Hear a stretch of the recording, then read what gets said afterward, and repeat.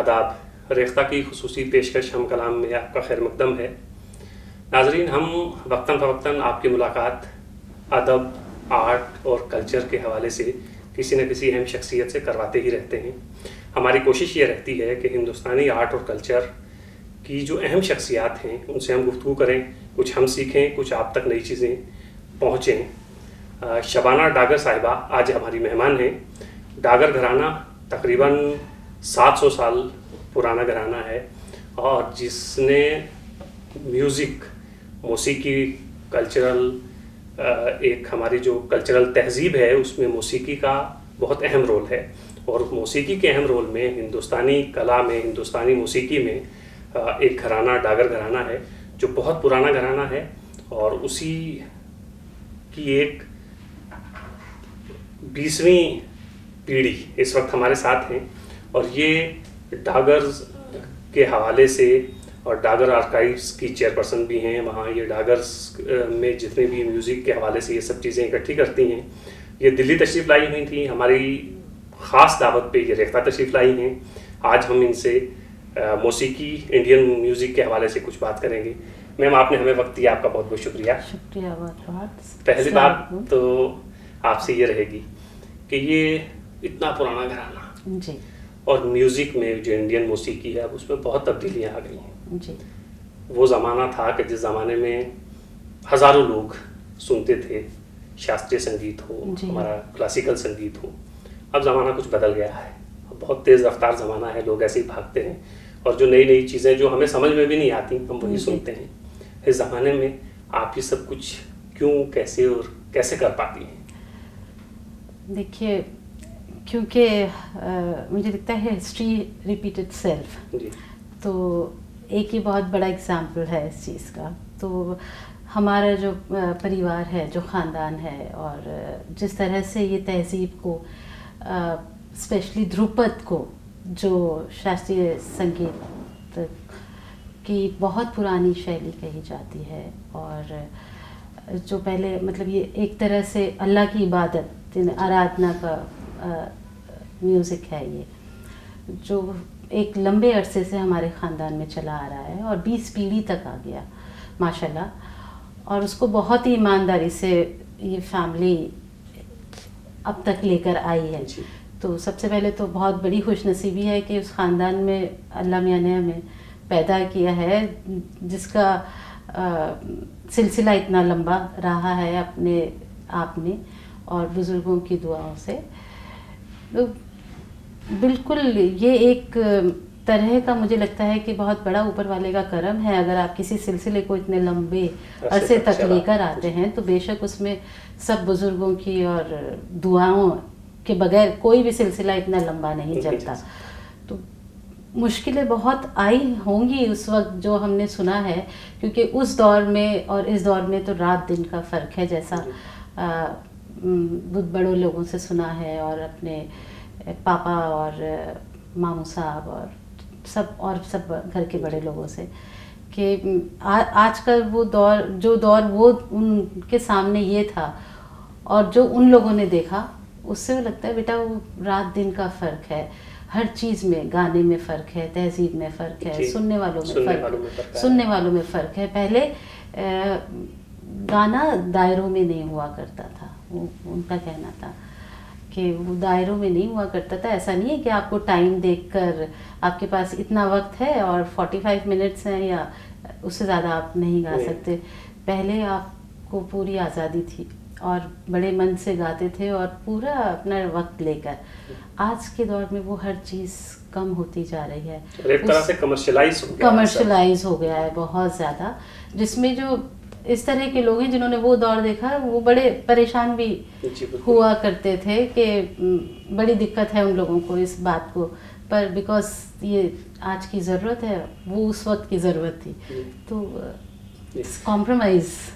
Ma'am, कहीं ना कहीं ये जो हमारा क्लासिकल संगीत या शास्त्रीय संगीत है, ये कहीं ना कहीं हमें एक रूहानी खुशी भी देता है।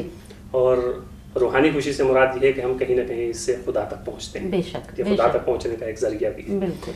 तो इस मादी दौर में ये मटेरियलिस्टिक ये जो दुनिया है, इस दुनिया में ये जो आप कर रही हैं अपने पुराने जो आपके पुराने म्यूज़िक के अहम मौसीकी के बहुत अहम लोग रहे हैं, उनकी विरासत को आप आगे लेके चल रही हैं। और कहीं ना कहीं आप ज़माने को, क्या आप समझती हैं कि आप इस ज़माने, ये जो इस वक्त का दौर है, इस दौर को रूहानियत से ये बिल्कुल बेबहरा दौर है, रूहानियत से कोई ताल्लुक नहीं है इस दौर का, तो आप कहीं ना कहीं इसके ज़रिए ये रूहानी एक तस्कीन, रूहानी खुशी, रूहानी ताकत देना चाहती हैं? बेशक, बिल्कुल सही फरमाया आपने और सही कह रहे हैं। मेरा मकसद यही है, क्योंकि मुझे ऐसा लगता है क्योंकि ये जो प्रिजर्वेशन वर्क है वो किसी चीज़ का भी हो, जैसे रेखता उर्दू में कर रही है, अपने आप में एक बहुत बड़ी बात है और बहुत ही अहम काम कर रही है रेखता।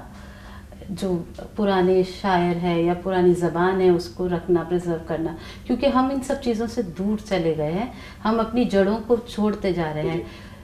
और उसको पकड़ के रखना, जो भी लोग कर रहे हैं इस तरह का काम, वो इसलिए ज़्यादा ज़रूरी है क्योंकि अगर हम वो अपनी ज़मीन छोड़ देंगे तो हम अपना बैलेंस बिगाड़ देंगे, खो देंगे।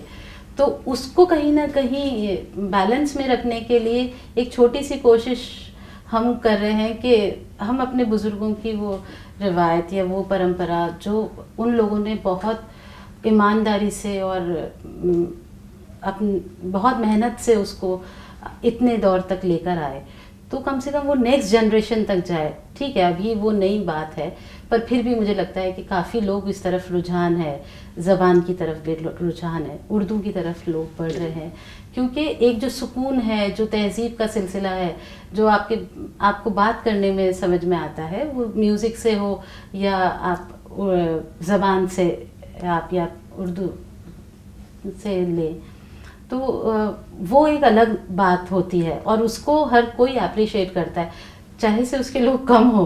पर जब भी आप किसी से बात करेंगे तो वो आपसे मुतासिर हुए बगैर नहीं रहेंगे, ये मेरा पक्का मानना है। जी। और यही सब सोच के मैंने ये सोचा कि अब तक इतनी, क्योंकि उस वक्त किसी ने इतना ध्यान नहीं दिया और ना ही उस तरह के उस वक्त वो लोग थे कि उनको ये था कि उसको प्रिजर्व करना है, क्योंकि उनको तो सिलसिला ये गुरुमुख शिक्षा है, एक दूसरे से ज़बान से ही आप दूसरी तरफ पहुंच रही है।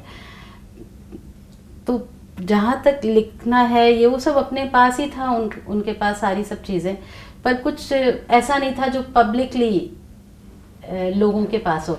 आज भी डागर्स की इंफॉर्मेशन आप नेट पे अवेलेबल है, हर तरह की, शागिर्दों ने या घर वालों ने अलग डाली हुई है, but there is no place where people can come and see कि आर्काइव्स क्या है या डागर्स क्या है, क्या उनका सिलसिला है, कब तक रहा। तो यही सब सोच के मैंने एक आर्काइव डेवलप किया कि लोग आके कम से कम उसको देखें, पता करें कि कहाँ से ये सिलसिला आया है, कितने लोग इसमें इन्वॉल्व हैं, कितने ख़ानदान के लोग अभी इस प्रोफेशन को कर रहे हैं, कितने नहीं कर रहे हैं और कौन कहाँ पर है। तो मतलब शिजरा या एक इतने बड़े ख़ानदान अगर आप 20 पीढ़ी तक लेकर आते हैं किसी चीज़ को, तो उसकी इन्फॉर्मेशन लोगों के पास होनी चाहिए, वो चाहे से सही दौर पे हो या उसके नेगेटिव पॉजिटिव दोनों सामने आने चाहिए, क्योंकि हर एक दौर, हर एक काम जो है सिर्फ एक अच्छे दौर से तो नहीं गुजरता, उसने बुरा वक्त भी देखा होता है, उसने स्ट्रगल भी देखा होता है, और उसके बगैर वो वहाँ तक पहुँचता नहीं है।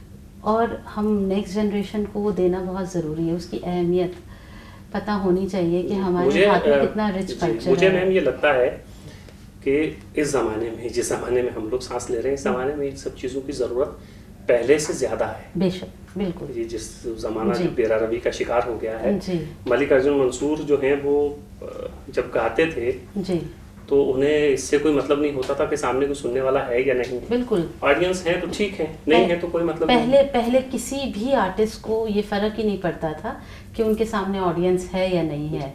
यही उनकी एक सबसे बड़ी इबादत मैं समझती हूँ। उसके लिए, उसके अपने प्रोफेशन के लिए, अपने उसके जो कर रहे हैं वो किस कदर उसमें डूबे हुए हैं, आप इस बात से जाहिर होता है कि उनको ऑडियंस से फ़र्क नहीं पड़ता, उनको एज अ परफॉर्मर या वो इबादत का सिलसिला जो है वो उसको इबादत की तरह ही लेते थे। बिल्कुल, वो इबादत, वो है ही इबादत के लायक चीज़। लेकिन मैम अब इबादत से सिलसिला प्रोफेशन तक आ गया है, बिल्कुल बिल्कुल कमर्शलाइज हो गई हैं ये सब बहुत, चीज़ें, और बहुत। ऐसी वाहियात चीज़ें हमें सुनने को मिलती हैं। जी तो आप जो है ये इबादत से जो कमर्शलाइज हो गई है ये सब दुनिया, आप यहाँ से इसको वापस ले जाना चाहती हैं ऊपर? जी, ले जाना चाहती हूँ, बिल्कुल कोशिश कर रही हूँ कि उसको उस तरीके से ही लोगों को दिया जाए। आज के दौर को मिला के उस दौर से, और उसको खूबसूरती से दिया जाए, थोपा नहीं जाए उसको। क्योंकि आप कोई भी चीज़ अगर आप ज़बरदस्ती करते हैं या थोपते हैं, वो ज़्यादा दिन तक रहती नहीं है, और ना ही उसमें आप इंटरेस्ट पैदा कर सकते हैं। तो हमने अपने काम का तरीका थोड़ा सा बदलते हुए और उसी दौर को प्रेजेंट करना चाह रहे हैं, उसी दौर में लोगों को लाना चाह रहे हैं, उसकी अहमियत बताना चाह रहे हैं कि देखिए, आप कहीं पर कुछ भी हो या कहीं भी चले जाएं, पर आपकी जो जड़ें हैं, जो आपका कल्चर है, जो इतना खूबसूरत कल्चर हमारा है, आप उसको देखें, क्योंकि वो दूसरे लोग अपना रहे हैं, आप क्यों नहीं? आप अपनी आम जिंदगी में, रोज़मर्रा की ज़िंदगी में भी अगर एक भी चीज़, छोटी भी चीज़ करें, तो वो मेरे ख्याल से पूरी ज़िंदगी के लिए काफ़ी होगी। तो मैम, आपके घराने में ये जो 20वीं पीढ़ी है जी, इसमें एक तो आप ये सब कुछ इकट्ठा कर रही हैं, ये बहुत बड़ा काम है और बहुत ज़रूरी, इस वक्त सबसे ज़्यादा ज़रूरी यही है। क्या इस पीढ़ी में कुछ ऐसे लोग मौजूद हैं जो अब भी गा रहे हैं? जी हाँ, बिल्कुल।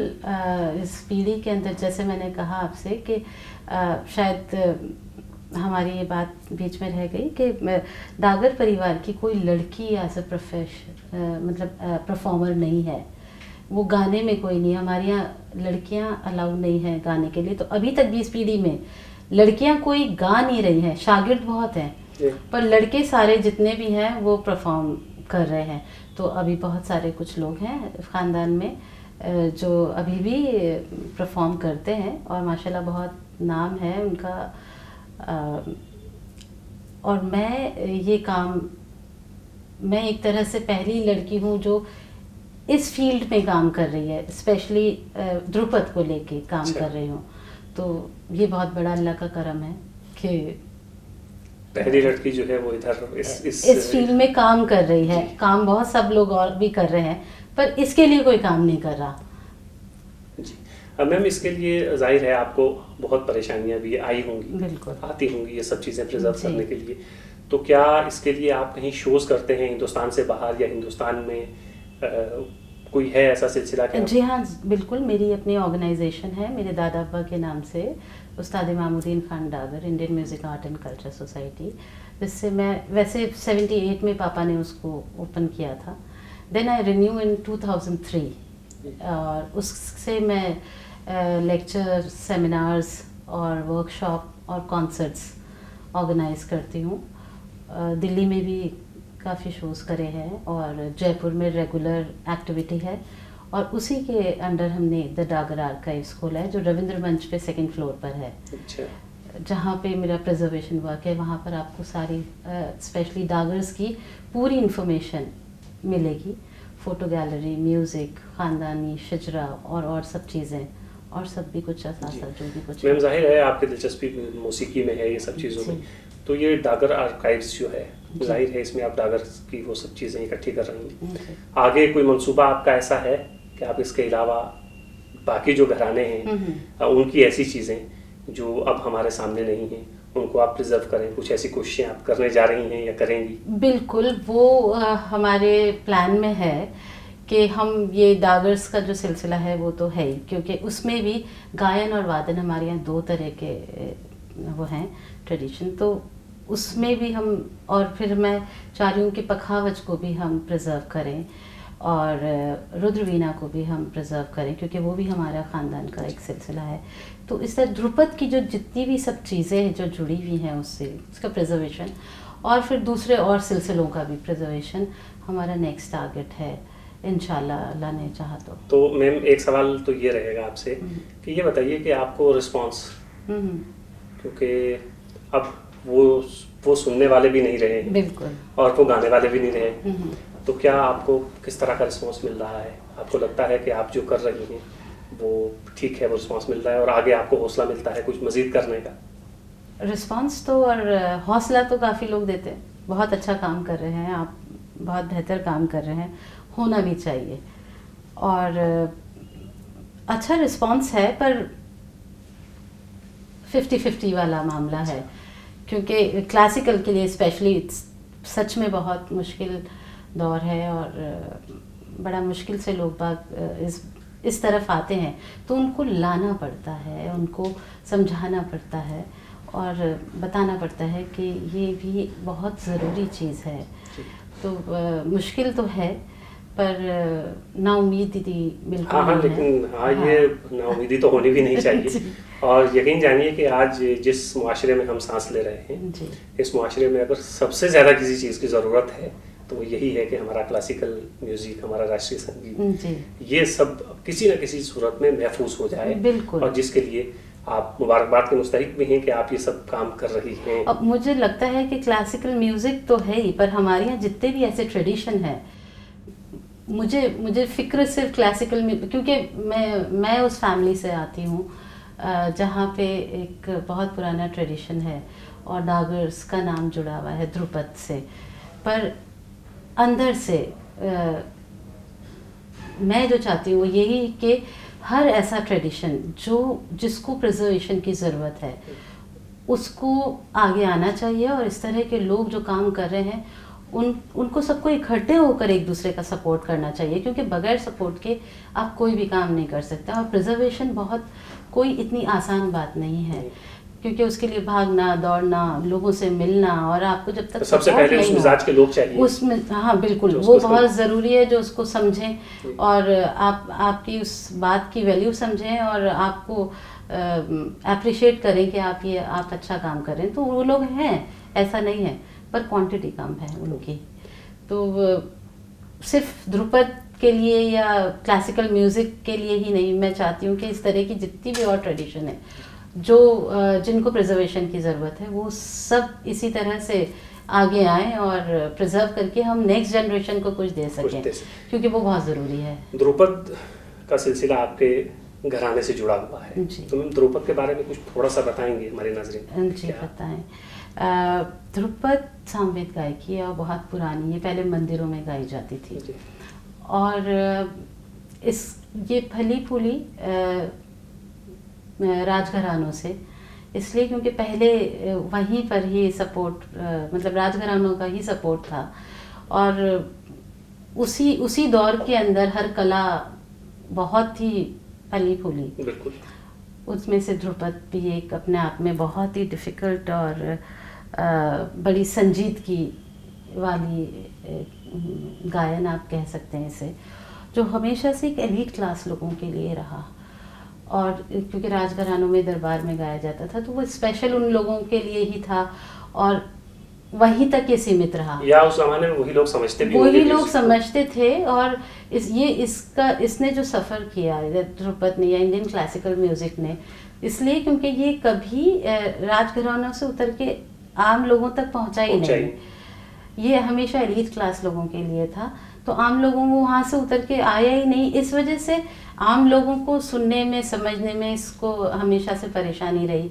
और एक आम जनता या एक आम लोग को अपनी ज़िंदगी की जद्दोजहद इतनी रहती है, वो कहाँ इस सुकून और इतना शानदार तरीके से सोचना समझना, सुकून वाला म्यूज़िक आप सुन सकते हैं या बड़े मुतमईन होकर आप रह सकते हैं, जबकि पीछे आपकी बहुत सारी जिम्मेदारियां हैं।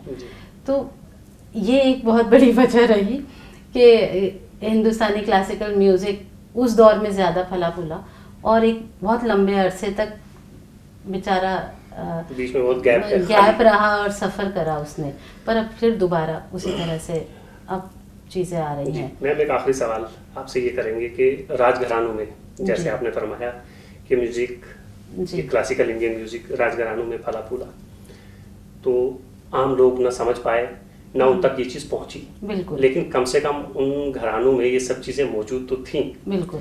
आज आप देख रही हैं कि सब चीज़ें बहुत आसानी से कहीं भी अवेलेबल हैं। बिल्कुल। आप YouTube पे जाइए, आप कहीं भी जाइए, चीज़ें आपको मिल जाएंगी। लेकिन उसको समझने वाले मौजूद नहीं हैं। जी। तो इस वक्त जो सरकार की कुछ जिम्मेदारियां ऐसी हैं कि वो जो हमारी जो विरासत है इंडियन क्लासिक म्यूजिक की सूरत में हो या किसी और सूरत में, उनको कुछ महफूज करने के लिए उन्हें कुछ इकदाम करने चाहिए सरकारी सतह पे। बिल्कुल करने चाहिए, बिल्कुल, क्योंकि अगर किसी भी परंपरा को लंबे तक पहुंचानी है तो उसको सपोर्ट की ज़रूरत होती है। सिर्फ कहने से ही आप, हिंदुस्तान एक कल्चर जगह है और अपने कल्चर के लिए बहुत मशहूर है, गंगा जमुना तहजीब है, हर तरह से हिंदुस्तान बहुत खूबसूरत है और सपोर्ट भी हुआ है, सरकार सपोर्ट भी करती है, पर उसको जितना सपोर्ट करना चाहिए मुझे लगता है उससे कहीं ज़्यादा, मतलब जितना कर रही है वो उससे कहीं ज़्यादा सपोर्ट होना चाहिए। मैम जैसे सरकार की मुदाखलत हर जगह पे है जी। किसान को क्या चाहिए, कहाँ पे लोन चाहिए, कहाँ पे सब्सिडी चाहिए, हर जगह सरकार इन्वॉल्व जरूर है, लेकिन ये जो हमारा साहित्य, लिटरेचर, आर्टिस्ट कैटेगरी जो है, इधर सरकार का उस तरह ध्यान नहीं रखता। हाँ बिल्कुल सही कहा आपने, उसको ज़्यादा तवज्जो देनी चाहिए, मुझे ऐसा लगता है, क्योंकि बहुत बड़ा अट्रैक्शन है हिंदुस्तान का ये। आर्टिस्ट जो हमारे यहाँ के आर्टिस्ट हैं, वो चाहे से आप क्लासिकल या बॉलीवुड या बॉलीवुड आप ले लीजिए या हिंदुस्तानी क्लासिकल म्यूज़िक ले लीजिए, आज वहाँ से लोग बाग यहाँ खींचे चले आते हैं सिर्फ इसी वजह से, हमारी तहजीब की वजह से, हमारे गाने की वजह से, या हमारे जो आर्टिस्ट हैं उनकी वजह से।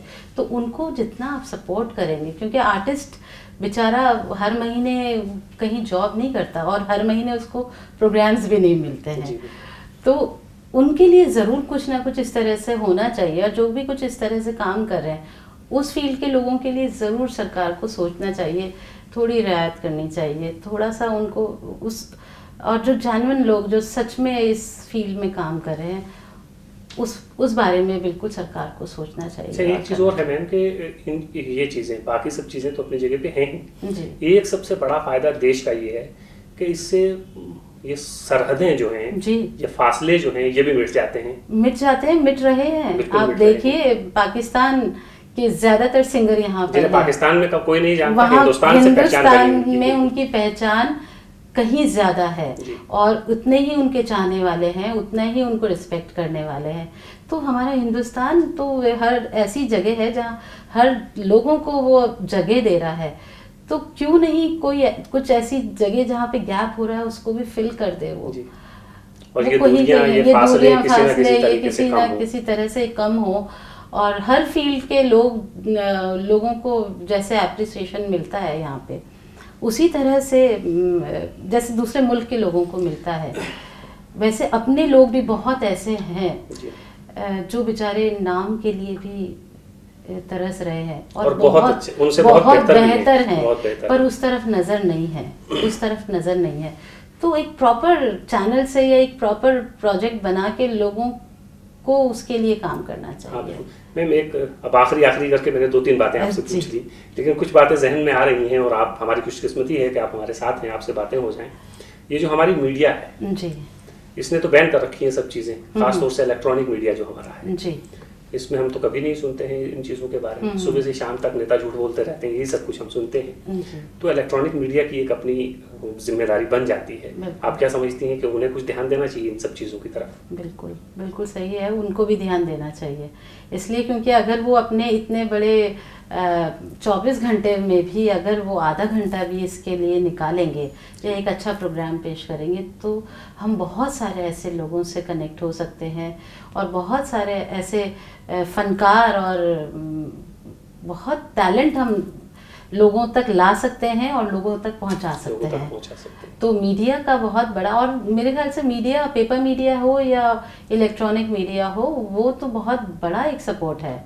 अगर पेपर मीडिया का सवाल मैंने इसलिए नहीं किया कि पेपर वाले कहीं ना कहीं थोड़ी बहुत जगह दे देते हैं हफ्ते में एक आध बार, इलेक्ट्रॉनिक वाले तो बिल्कुल ही, हाँ मतलब मैं पेपर और इलेक्ट्रॉनिक इसलिए बोला कि वो दोनों ही अगर थोड़ा थोड़ा देते हैं, पर अगर वो इस तरह से एक सोच लें कि हमें ये करना ही है, हम इसको प्रमोट करना है, चाहे से हम आधा घंटा ही करें या हम 20 मिनट ही करें, तो क्योंकि वो एक ऐसा सेकंड्स में लोगों तक पहुंचता है ये सब चीज़ें, तो हमें बहुत फ़ायदा और बहुत कुछ हम जो आज जो हम परेशान हैं कि हमको ध्रुपद के लिए या क्लासिकल के लिए हमें ऑडियंस नहीं है, या जैसा जो पहुंचनी चाहिए बात वो नहीं है, या उर्दू ज़बान जो हमारी तहज़ीब है अगर हम उसको प्रॉपर तरीके से लोगों तक पहुंचा सके, पता नहीं कहाँ कौन कैसा कितने लोग ऐसे हैं जो उस तक पहुंचना चाह रहे हैं, या प्रॉपर जैसे आप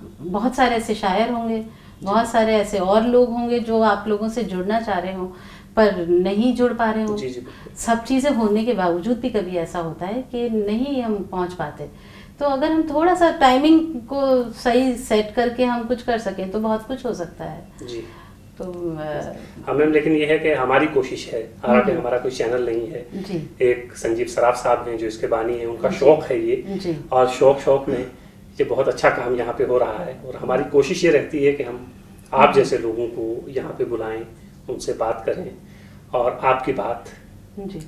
से हम भी कुछ सीखें और ये बातें उन लोगों तक भी जाएं जहाँ जहाँ हमारी साइट देखी जाती है, ताकि हमारी जो विरासत है जो बहुत ही स्ट्रांग है, बहुत मजबूत है और जिसको आहिस्ता आहिस्ता हमारी नस्ल या हमारे बाद की नस्ल आहिस्ता आहिस्ता भूल रही है, उनको ये सब चीज़ें याद रहें। नाजरीन, ये थी शबाना डागर साहिबा जिनसे आपने इनके घराने के हवाले से बहुत सारी मालूमात हासिल की।